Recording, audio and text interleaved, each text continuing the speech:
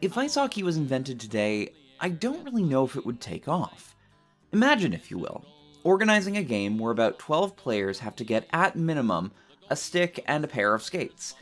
You then need to find a finely manicured lake or pond to commence slapping a piece of black vulcanized rubber around.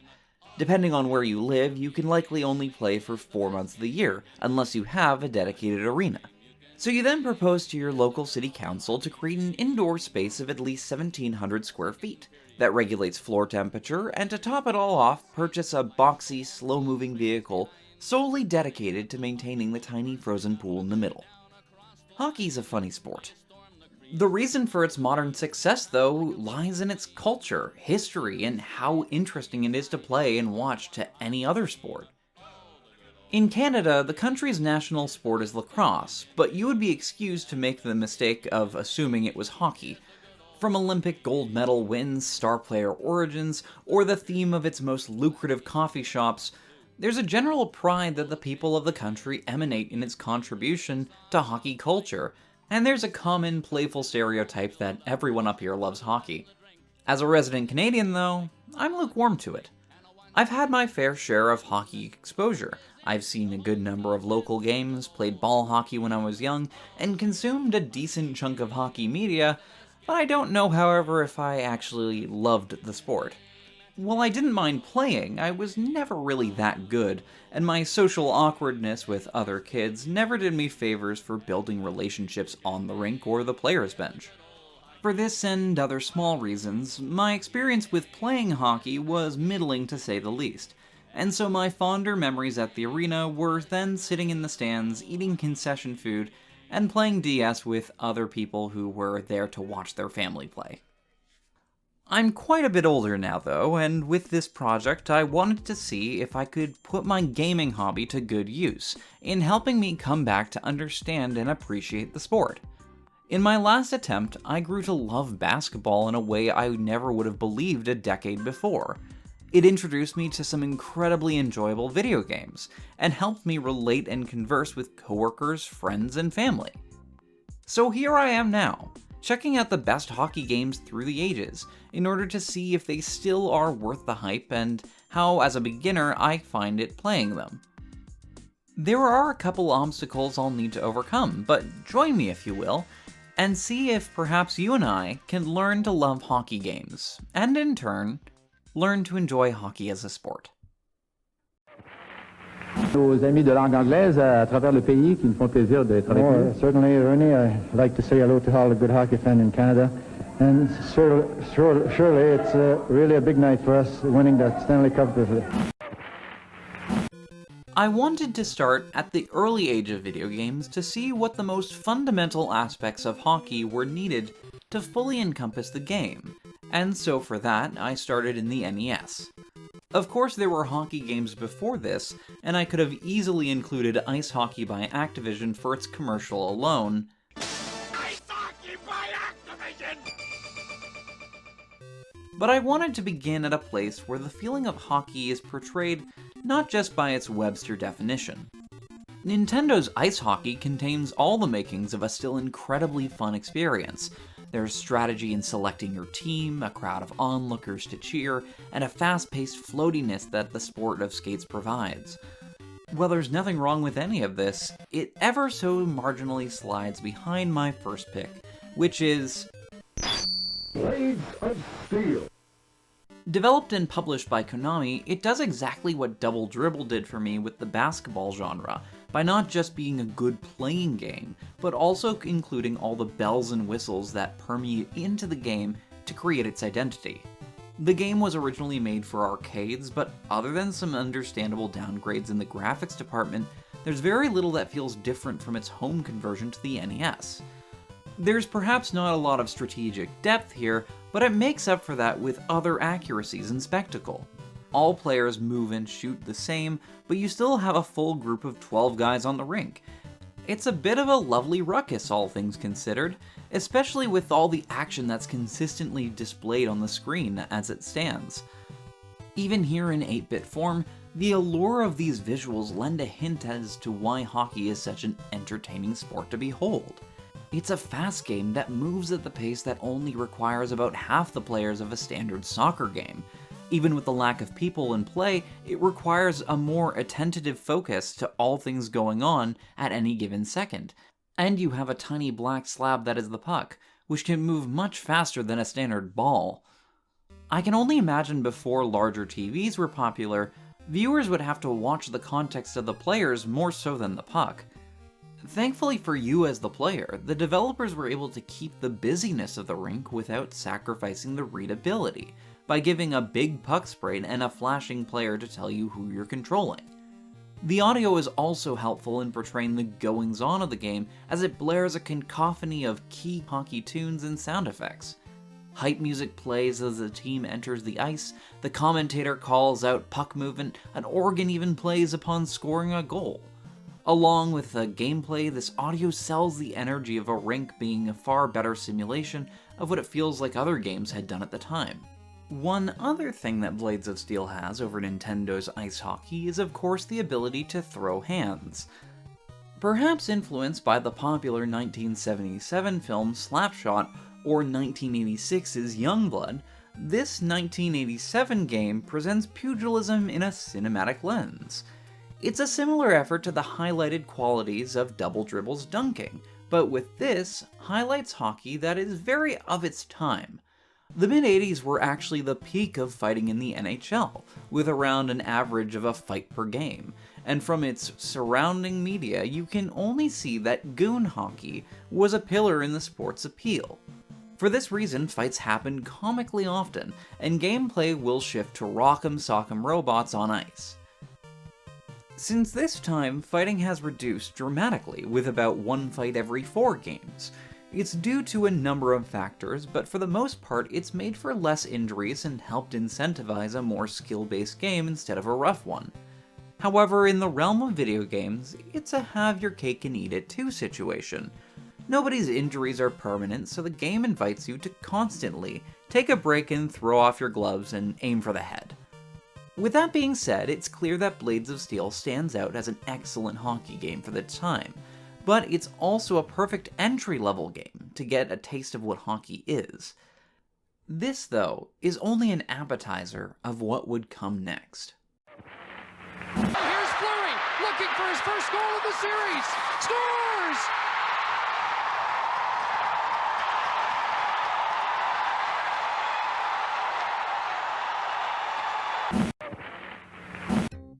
NHL 94 might be the most legendary video game of all time, and I mean that in the literal sense of the word.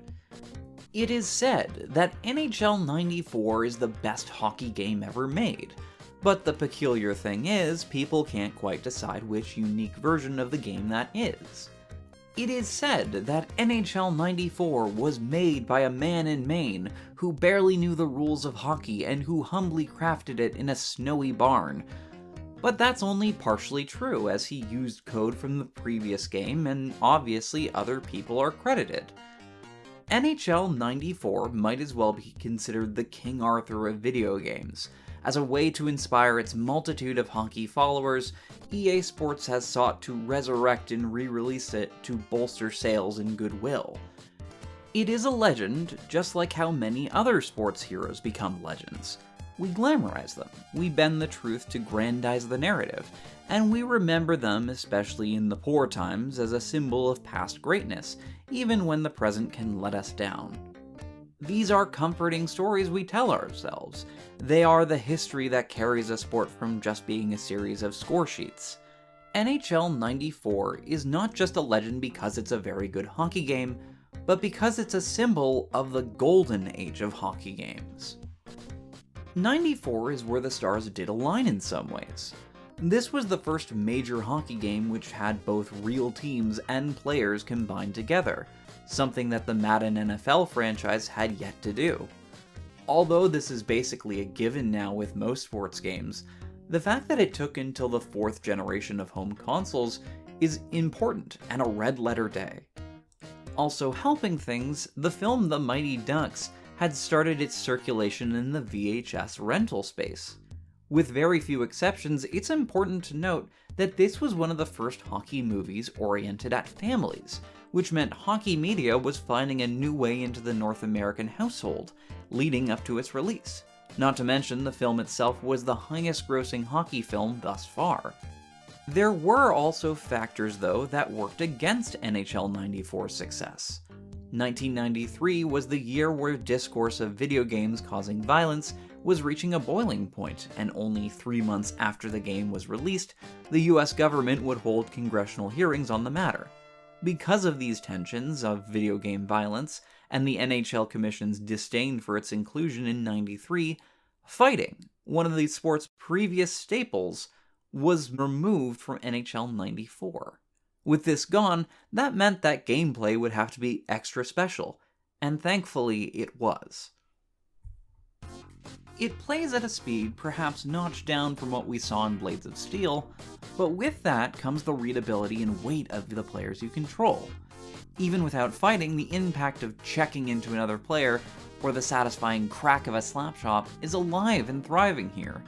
I'm by no means good at these games, but the crunches in gameplay responsiveness to my moves make this an enjoyable time even when I'm losing. It's a benefit of hockey that points are scored infrequently, but also have the potential to be scored very quickly. It's a thing that keeps games interesting and assures that during all 3 periods, combating teams play their best until the very end. It gives hope that even with a 3-point deficit, you can still come back and turn the tide, or if you're a poor soul who's a Toronto Maple Leafs fan, it gives the anxiety that the lead will come crashing down in the blink of an eye. For a beginner though, there might be some frustration. I still haven't been able to hold Lord Stanley's silverware in the championship, and a portion of that is just how much practice it takes to score a goal with frequency. Goalies in this game are ruthless, especially when playing against AI, and getting a puck in is actually quite more like a puzzle game. You can of course look up some game exploits or use a one-time feature added in this version. For someone new to hockey though, this level of strategy was just at a higher level than I was really competent at.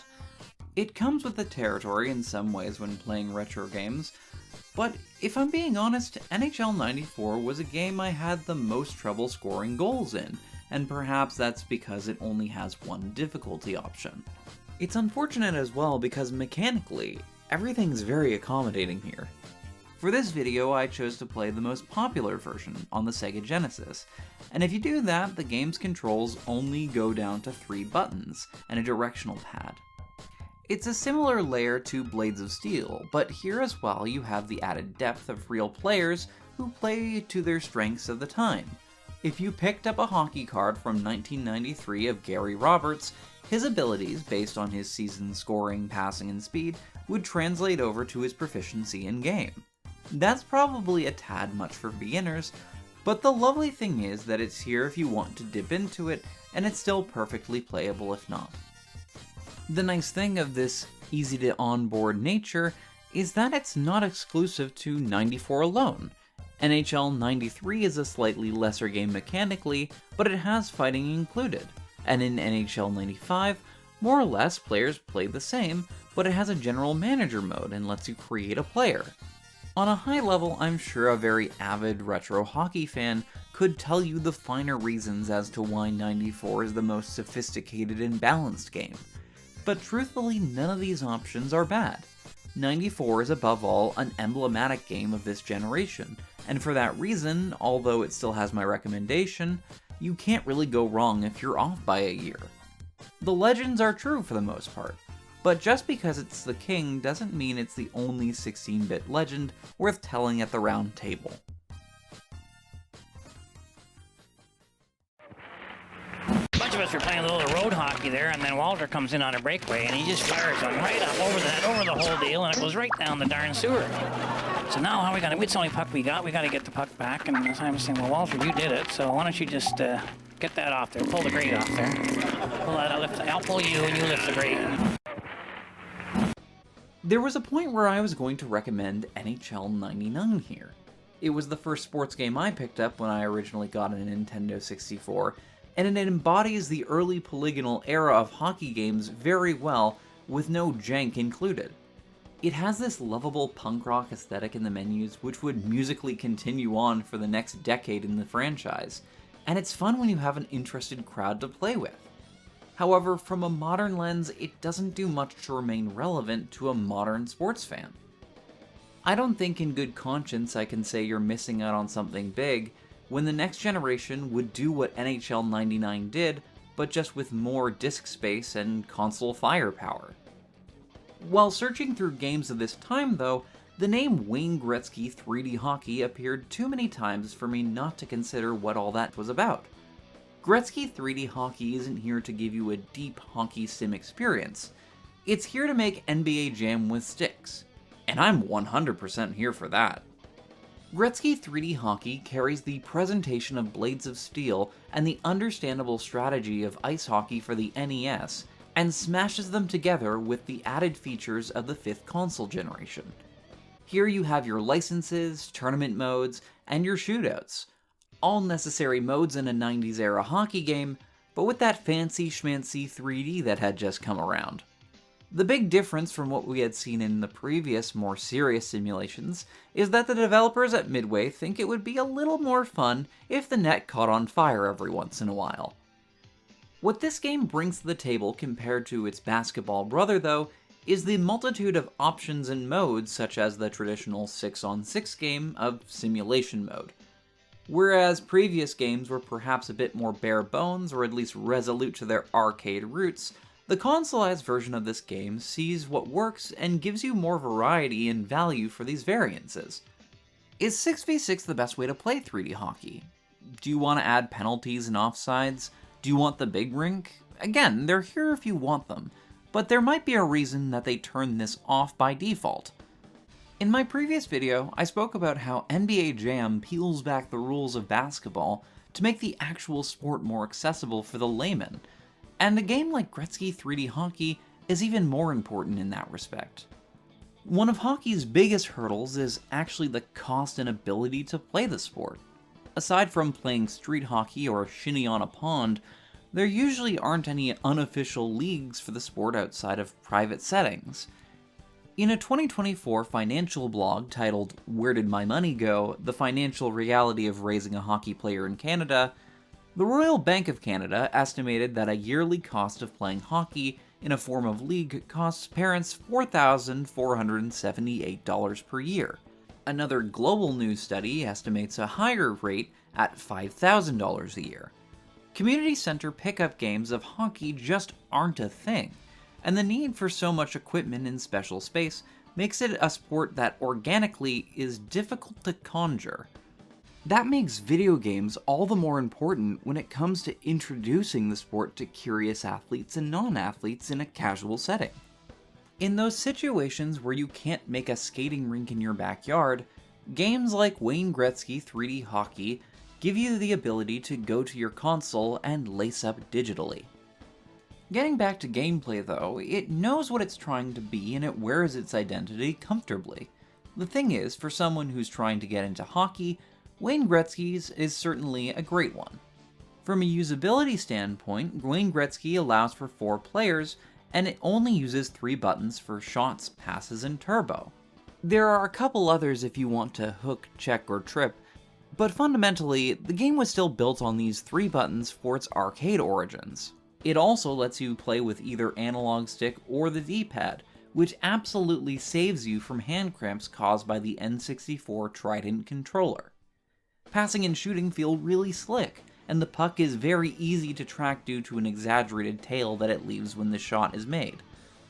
This stylish aesthetic actually works well with the setting, as this game subverts most of the genre's well-lit rinks, instead for this dimly lit dimension of hockey.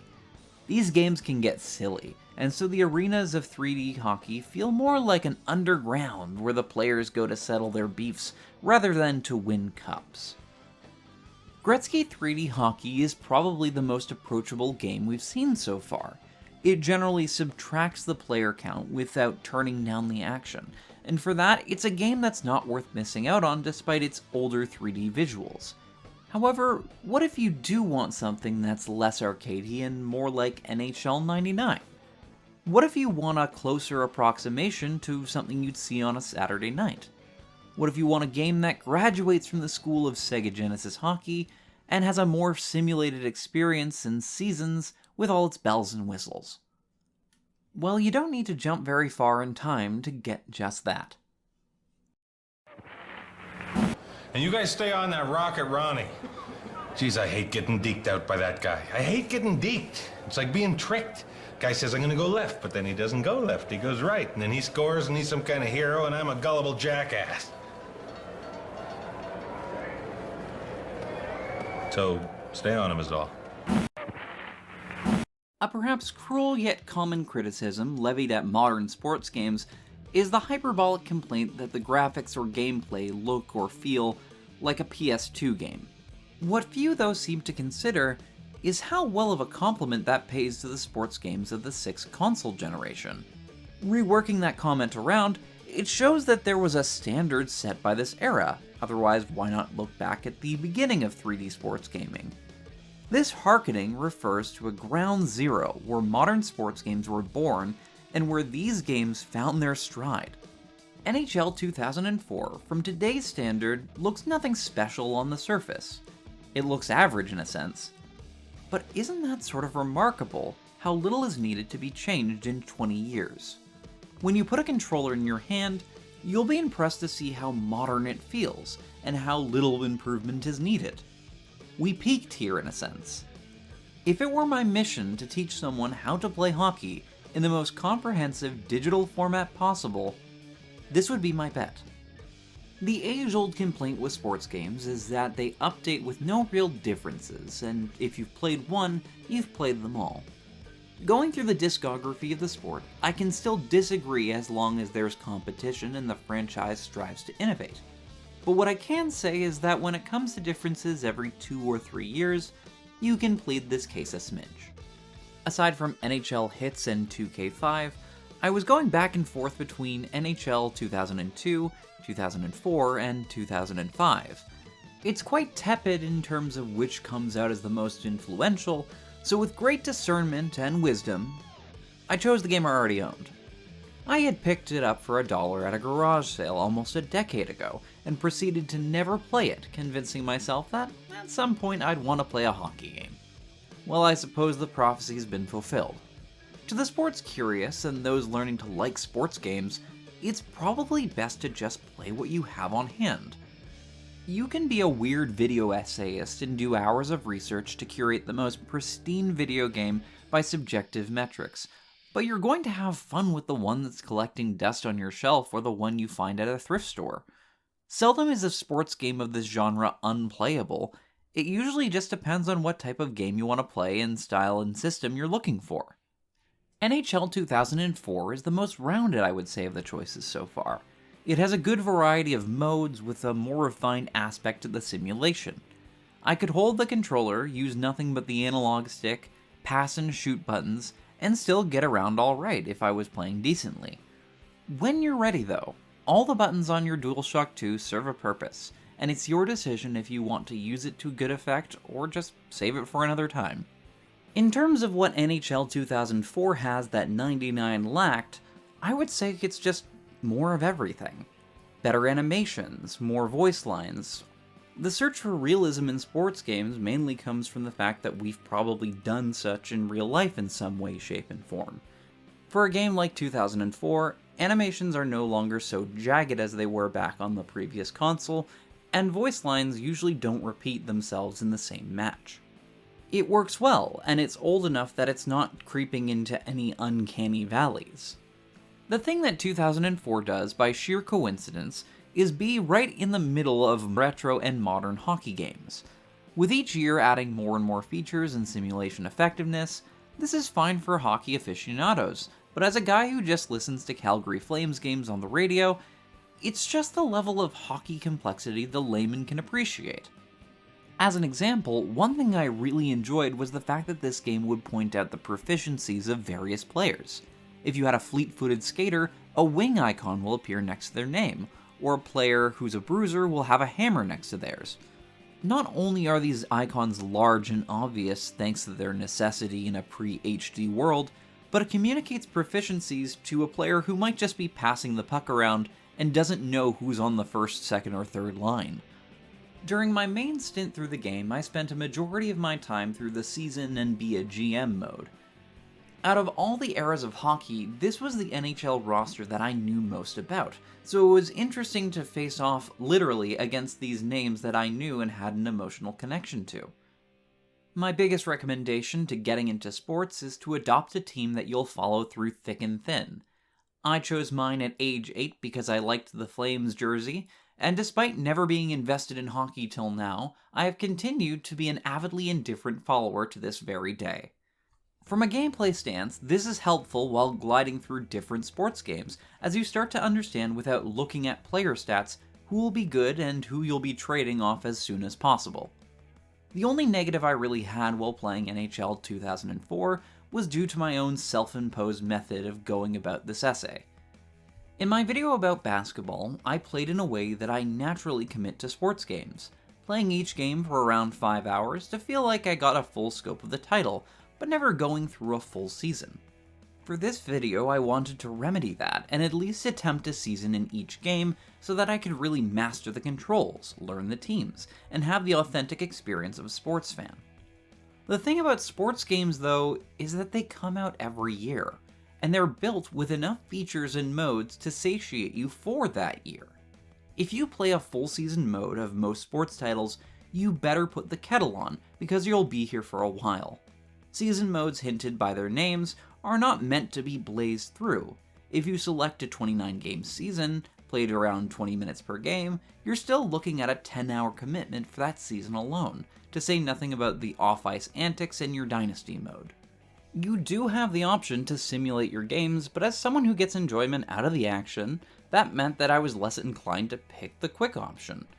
For those who'd like to do that, that's perfectly fine, but it does usually involve a bit more number crunching to suss out victories with higher probabilities, and I'm just simply not that sort of sports guy. And that was my very obvious error. There's more than one type of sports person. Sports games are very accessible to the casual or the hardcore player. A working parent can get in a game or two, while a 7-year-old can spend hours in front of a TV, and it will accommodate to both styles. My assumption that I was not consuming these games correctly without playing a season was incorrect. An interesting endeavor to try, but fruitless in fun factor based on how I historically play sports games.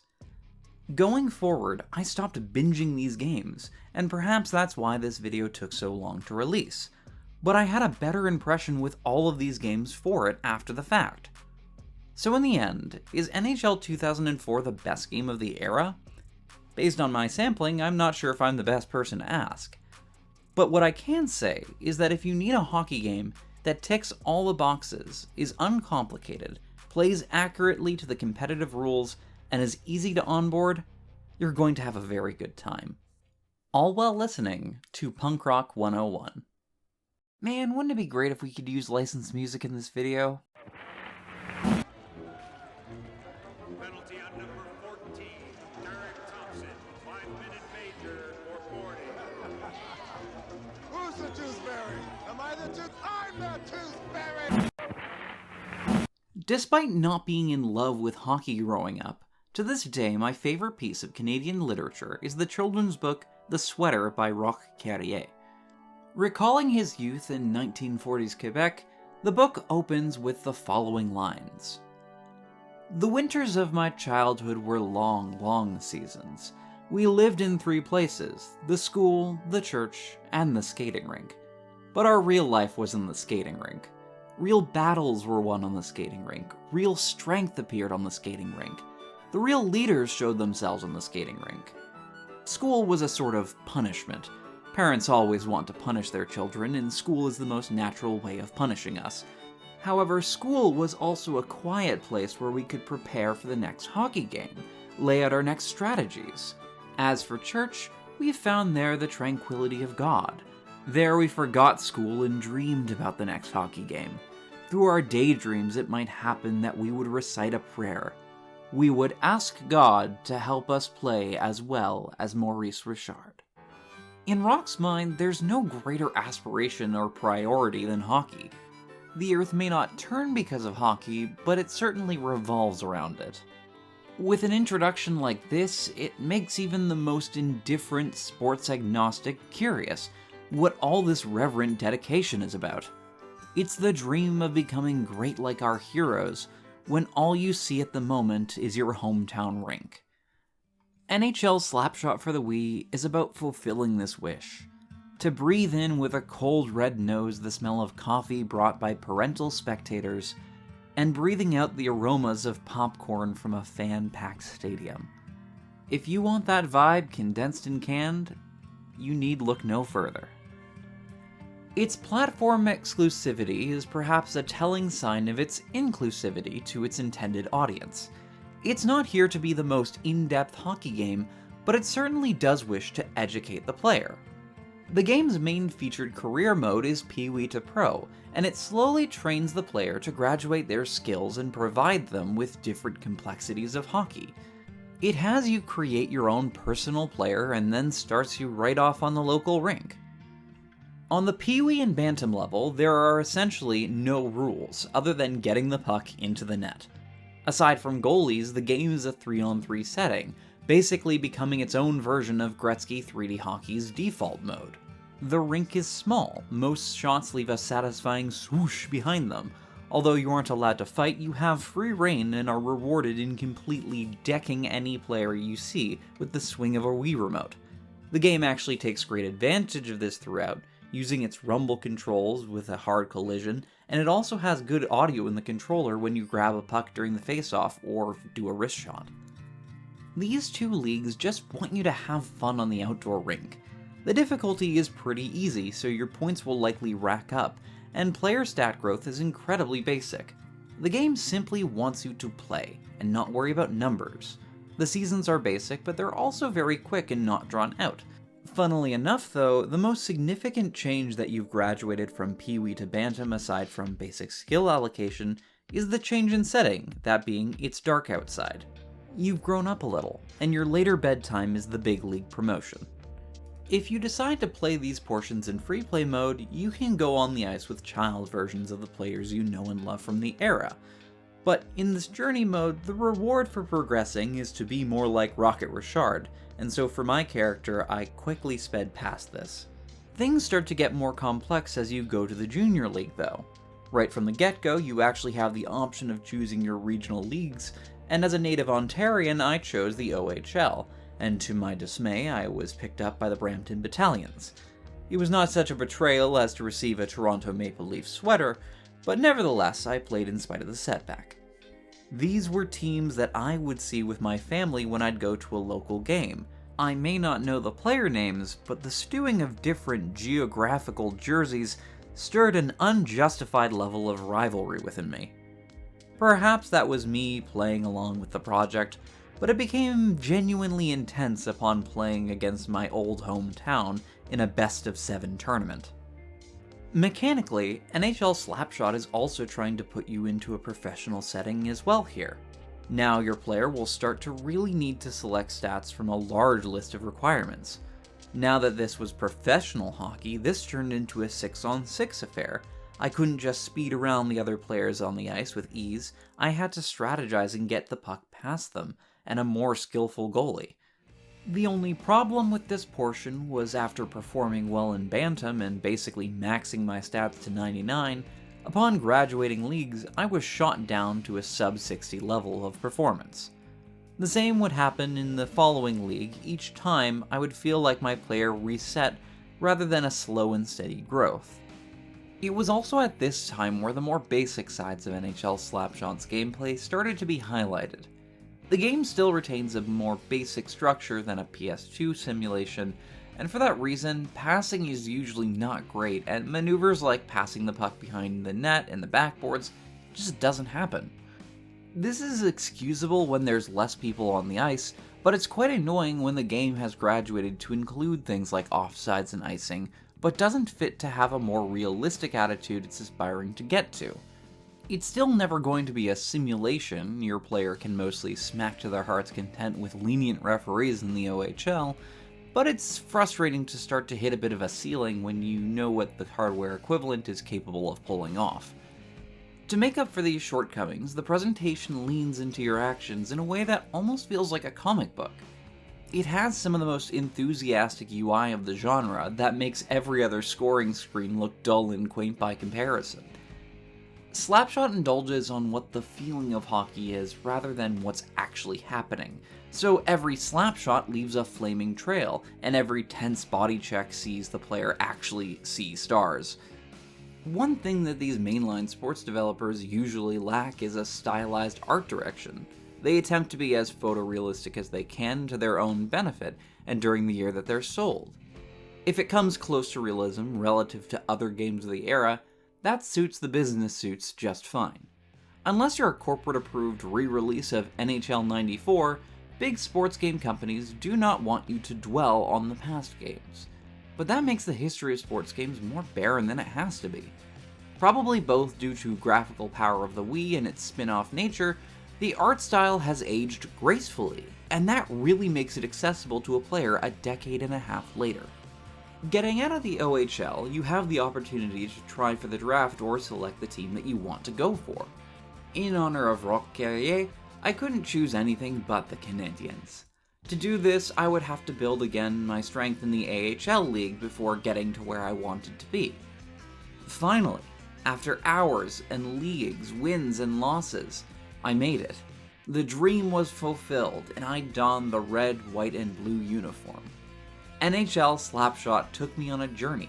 It played the right sounds, flaunted the right jerseys, and made me care about small hockey that I cared far less about in my youth. The NHL is fine and all, but for me, the journey really was the destination. Now, many a sports game fan might be upset at my non-inclusion of the NHL 2K games, and I wouldn't blame them for doing so. They fit in a very nice middle ground between arcade and simulation of the game that hockey gamers preferred. Unfortunately, as we would see with MVP Baseball to MLB The Show, or later NBA Live to NBA 2K, competition in the sport generally is a winner-takes-all affair. Due to the cost of league and player licenses, the segmented market interest in the sport, and online communities, there is usually only room for one big yearly sports game. The NHL 2K franchise at this time was not doing well, and as a last-ditch effort to retain a spot in the market, NHL 2K11 would release exclusively for the Wii, where it wouldn't need to compete with a yearly NHL release. NHL Slapshot would release a month later. There are benefits to playing 2K11. It not only has Wii Motion Plus support for better stick handling, but it also had classic controller support if you wanted something more traditional. It had party modes, including Nintendo's iconic Mii's, and although gone now, it brought online multiplayer with voice chat to bring the experience to opponents outside of the living room. NHL Slapshot, though, aside from being a smoother playing, better looking game, is a title that brings something different than any other hockey game has ever really done. EA Sports brought an edge that developer visual concepts could not compete with. It also didn't hurt that, as we would see with Mario Kart's Wii Wheel peripheral, North Americans do love a good pack-in attachment. NHL 2K for consoles would end here on the ice, beaten by a very competent rival. However, without competition, the supremacy of EA Sports hockey games would slowly show how necessity must exist to breed invention. Carried on to the next generation. My boys, I know, they got a lot from playing hockey. They became good team members, and that's carried them well for the rest of their lives. Sports games thrive, for better and worse, off of incremental changes that come from yearly installments. Aside from graphical realism, there aren't many ways that you can make a hockey rink look different. If the rink looks like a rink, it's doing its job, but to an onlooker it will always look more or less like the same patch of ice. For this reason, it's sometimes quite hard to pin down which one is the best of the particular era, because if this is the case, they look and play better every installment, so finding the best is arbitrary and normally a more subjective affair. From an objective metric, however, you'll be hard-pressed to find a game so lauded as NHL 14 on the Xbox 360 and PS3. It should be noted that NHL 15 on older generation hardware is essentially 14 with good corrections to GM mode and physics, so you can't go wrong with either version. I would recommend playing it on the Xbox if you can, because the PS3 versions do have a rare game-breaking bug, which I sadly experienced in my first playthrough. Hence, footage you'll be seeing will be from early game. Although it had been around for a while now, the most revolutionary change to the games would come from its stick handling. Instead of using the 4 buttons on the right of the controller, checking and shooting are now covered with the right analog stick. It's a good inclusion. The up and down nature of shooting emulates the pullback and punt of a puck, but from my experience on onboarding people to video games, using both sticks at the same time can be a bit hard for new players. For that reason, I'm not only thankful that there's an option to use buttons, but in NHL 14 it's celebrated in its NHL 94 homage mode, which is a great way of getting older players acquainted with the new graphics and styles. So without resting on laurels of the past, what is exactly new here? Well, for a majority of my time with this, I found it in Live the Life mode. NHL games had for almost 2 decades allowed you to be part of the action, creating your player and putting them in your favorite teams. Older games in the console generation also added elements to your player's career, and for other sports games you could have systems like FIFA's Be a Pro and NBA 2K's My Career. Live the Life sees you build a relationship with your team, your management, your fans, and your family. Although all based in a pretty clean text UI, the decisions you make here could have pretty subtle yet impactful ramifications. Keeping a good score with management could mean that they'd put my player on the ice more. Keeping a solid relationship with my team was important because they could vouch for me to be traded. Low rapport with my team could also affect how commonly they pass me the puck. This mode can have very different results depending on how you play it. Before the game-breaking bug I mentioned, I played NHL 15 first on the PS3. In this playthrough, I played on an easier difficulty. Due to my decent playing and generally never making any life decisions that made me too many enemies, I never noticed any conflicts that I mentioned before. At the end of the day, these were white text multiple choice questions at the end of every match. I'd be lying if I said they didn't add character and that they didn't increase my investment. It was, however, a very minimally affecting element to anyone playing not poorly. When I started a new profile and switched to NHL 14, I picked a difficulty that was personally challenging, and that really changed things. When you're not one of the stars of the team, this makes your ability much more questionable to management.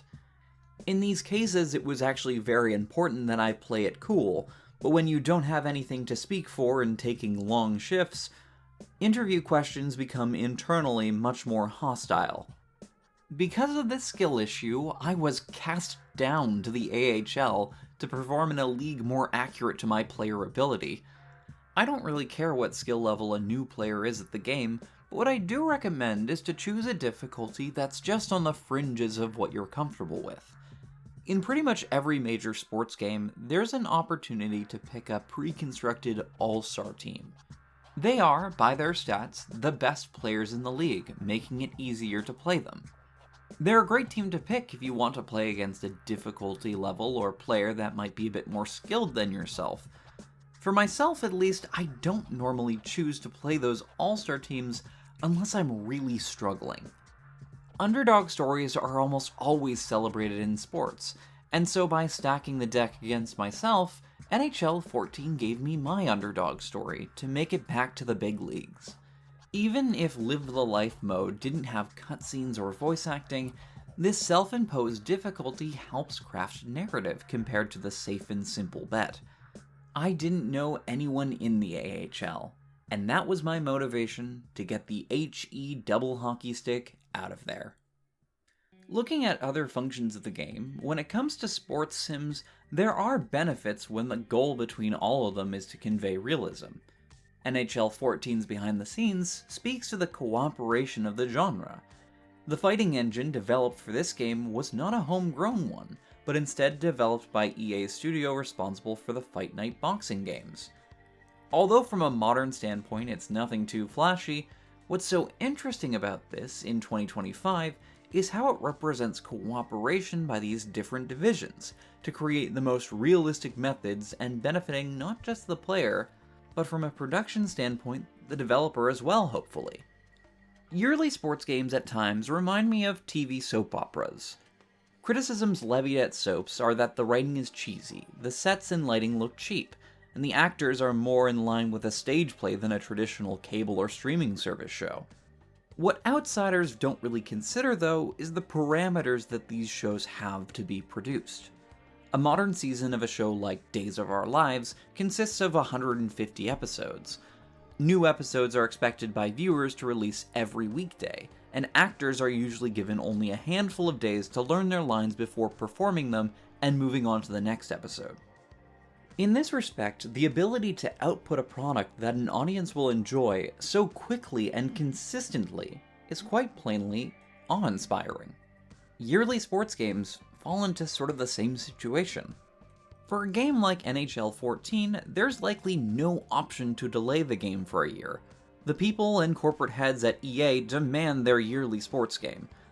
So for the ability of one developer to reach out to another and use their code for a portion of their game, it's not a solution to the annual dilemma, but it is something to help survive it. In speaking of annual releases, it's next to impossible to sing the praises of NHL 14 without bringing up what was removed in the PS4 and Xbox One versions of NHL 15. As I'm only one who scratches the surface of the broadness of these features and plays long after the online servers go down, I'm far from an expert, so here is a paraphrased list from a Polygon article written by Owen S. Good of features removed in the switch to new consoles. No GM connected, no online team upon release, no EA Sports Hockey League, no EA Sports Arena, no online shootouts, no Live the Life mode, no Be a Legend mode, no Winter Classic, no tournaments or Battle for the Cup, no season mode outside of GM mode, no NHL 14 Anniversary mode, no custom music support, no Create a Player Designer, no AI team customization, no Create a Team, no way to edit individual players, no full practice mode with anything other than one skater and an AI goalie, no custom camera option, no action tracker replay highlights, no top 3 stars at the end of the game, no customizable yearly draft and Be a GM mode, no AHL games for your chosen franchise in Be a GM mode, no accumulation of season stats for players sent down to the minors, no fantasy draft option, no preseason games, no option to sim ahead to the next shift in Be a Pro, no minor league teams in Be a Pro mode, no Memorial Cup tryout period, no All-Star game, no playing against friends in Ultimate Team, no tournaments, and no mobile companion app. Almost every game franchise at one point or another has removed components of their game for a multitude of reasons, but none do it so frequently and so heinously as the sports genre. The transition to new consoles is always a steep and challenging jump for developers, but the magnitude of removed features to avid sports fans was noticed, and NHL 15 remains one of the lowest rated games according to Metacritic. With everything removed, it was loud and clear how good we had it with NHL 14. Sometimes the debate is not so subjective, and when looking for the best of the era, this isn't really a contest. But I was getting a beer poured on me, and I got a lighter thrown at me, and I turned around and I saw this guy, and so I think John Leclerc was in the other box. I said, "Johnny, what color is your Powerade over there?" He said, "Blue." I said, give me. For the purpose of this video, I've jumped an average of 5 years to show that throughout the history of hockey games, that things have changed. This is not just because I think the history is neat, but also in playing these games that came before, you can see the different layers and directions of ideas that were pursued in different eras. The NHL games have changed in the past 10 years, but the sad truth is that the additive nature makes it very hard to say any games from the 8th console generation are worth looking back at. This isn't to say that these games are a bad time. If you look at the average ratings on Metacritic, you'll see that for the most part, the NHL franchise was well regarded from 2016 to 2020. The truth is, this praise might be a bit biased.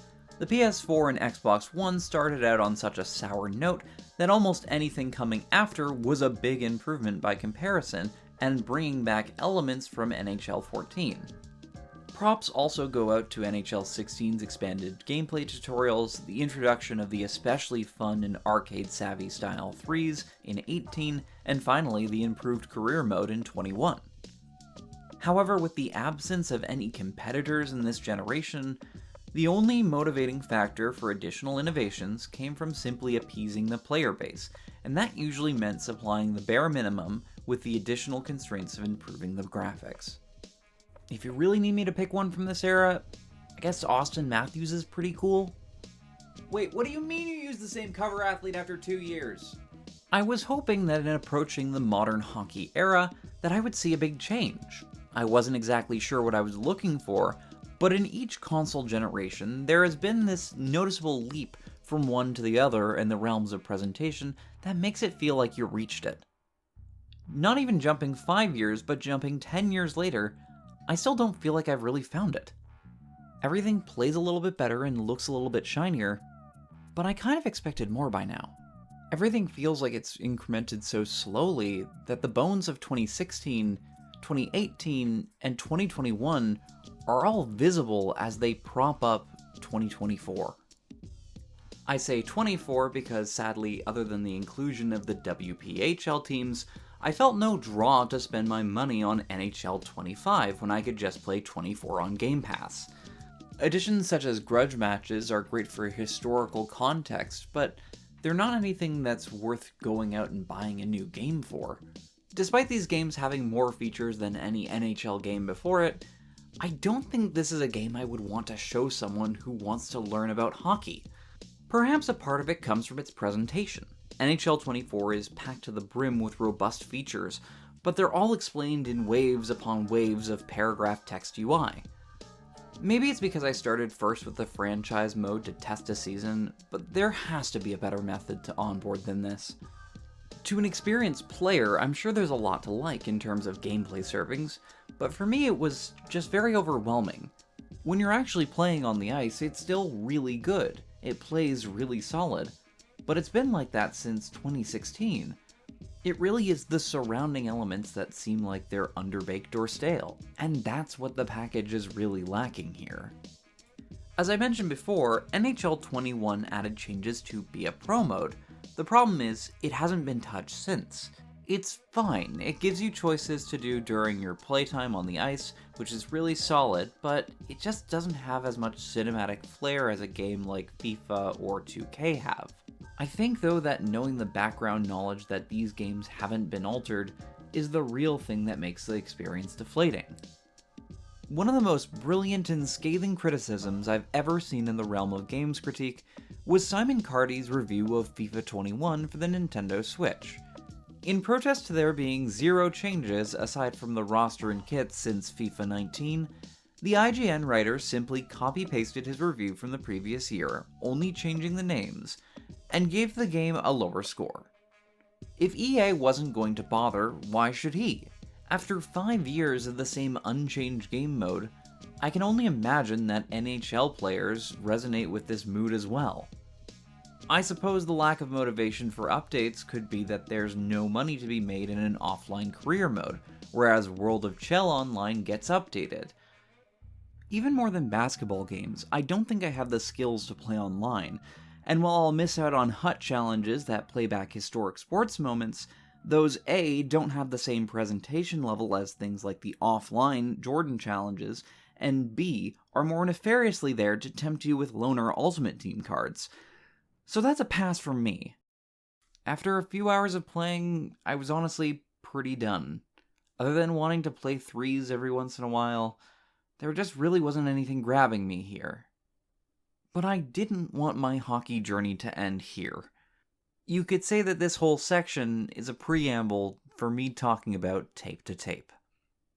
Toronto Maple Leafs lost an actual National Hockey League game to a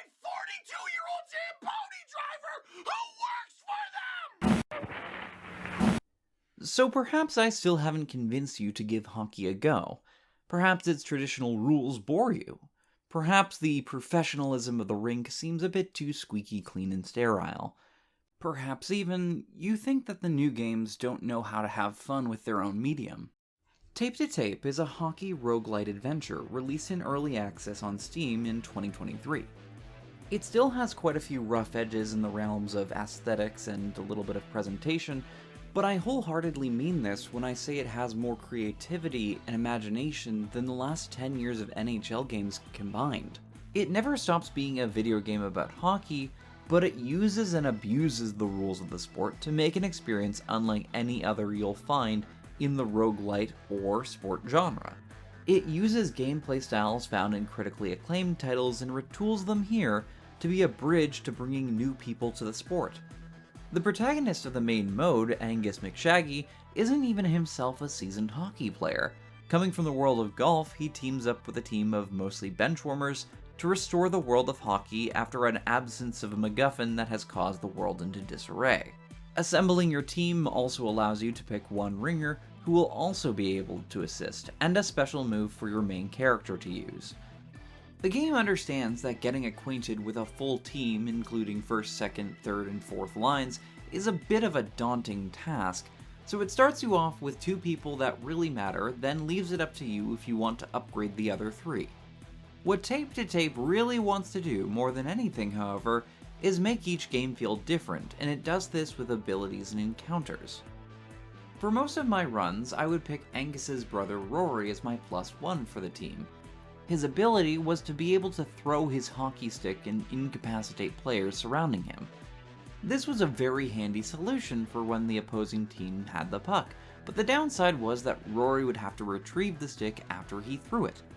One solution was giving Rory a perk that allowed him to kick the puck, no stick required. Another option was to give Rory a perk to carry more sticks on his back, essentially giving him more ammo. My favorite alternative, though, was when I stumbled upon an event where God himself gifted Rory with a Mjolnir hockey stick, which boomeranged across the ice, knocking down any player it came in contact with.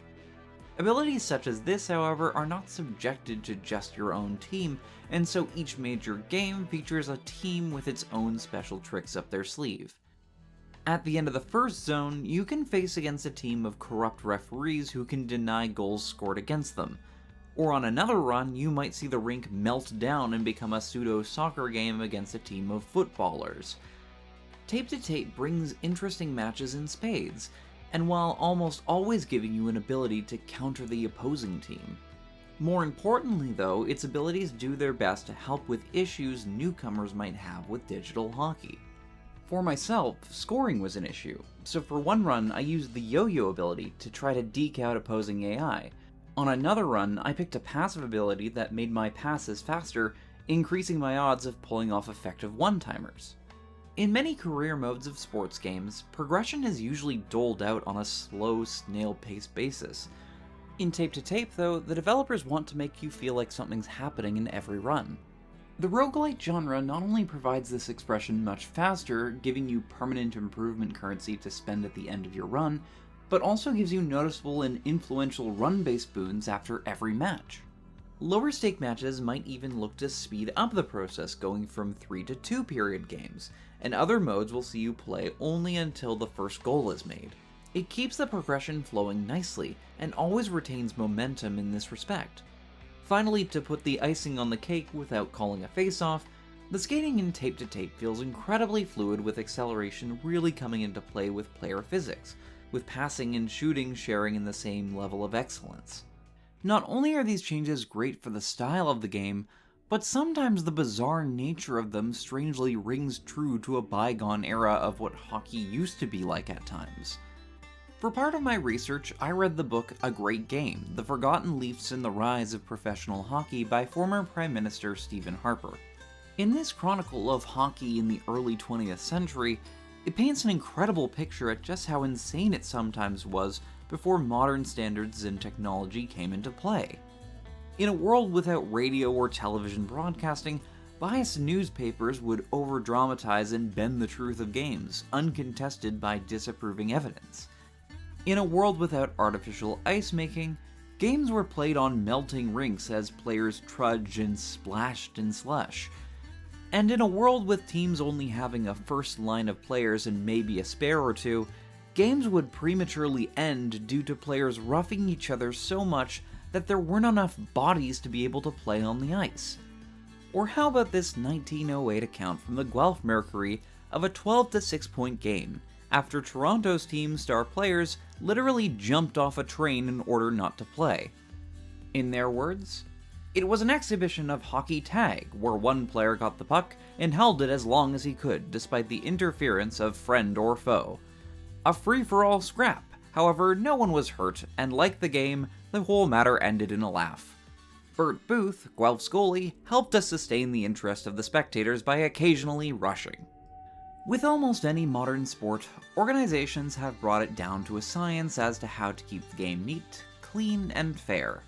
There's too much money poured into these games to be anything but professional. At the end of the day though, this is still hockey, a sport where it's socially appropriate to drop gloves and just punch people. Tape to Tape understands this and leans into the goofy side of hockey. It paints its players into Bob's Burgers style art and proceeds to get them into the same sort of bizarre antics of a 30-minute runtime episode. What Tape to Tape does is add personality where the professional league lacks one. To a player, if the context of the match has no meaning, the conflict of it is lessened. Interesting characters build emotional connections and rivalries just as much as geographical jerseys do. Tape to Tape tries its best to give either character or context to each game that you play. It's there to make each match interesting, pit you against rivals you'll swear to overcome, and by the time you finish, it will make you wonder, how come not more hockey games are like this? Tape to Tape is still in development, so its story of success is not yet done. In the meantime, it provides a breath of fresh air to hockey fans and PC gamers who barely ever get hockey games to begin with. We don't need every sports game to be like this, but if they're always chasing realism, they'll miss the opportunities to do something different. I'm certain that those differences will intrigue new players to the sport.